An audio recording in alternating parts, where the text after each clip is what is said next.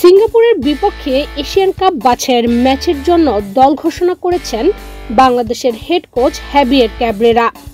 ক্যাব্রেরার ঘোষিত দলে ছিল না তেমন কোনো চমক, তবে ভারত ম্যাচের দল থেকে বাদ পড়েছেন কয়েকজন ফুটবলার।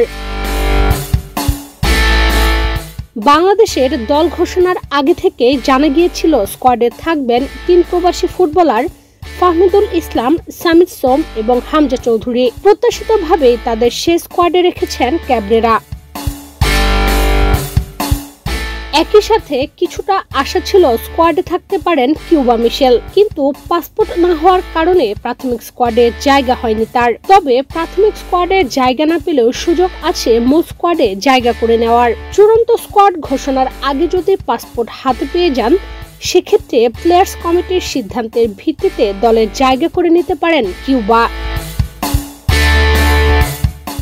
বাংলাদেশে একের পর এক প্রবাসী ফুটবলারের আগমনে শক্তিশালী হয়েছে দল। সেই সাথে দক্ষিণ এশিয়ার পরাশক্তি হওয়ার পথে লাল সবুজের জার্সিধারীরা।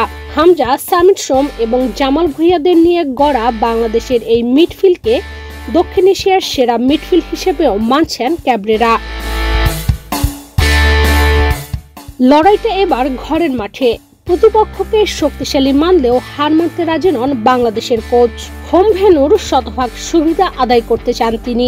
দল ঘোষণার আগে জাতীয় স্টেডিয়ামও ঘুরে দেখেছেন। স্টেডিয়ামের কাঠামো আর ঘাস দেখে মুগ্ধ হয়েছেন তিনি। আগামী 10 জুন সিঙ্গাপুরের বিপক্ষে ম্যাচ, তার আগে ভুটানের বিপক্ষে প্রস্তুতি সারবে বাংলাদেশ। সেই ম্যাচে পারফরমেন্সের উপর ভিত্তি করে চূড়ান্ত স্কোয়াড সাজাবেন হ্যাভিয়ের ক্যাব্রেরা।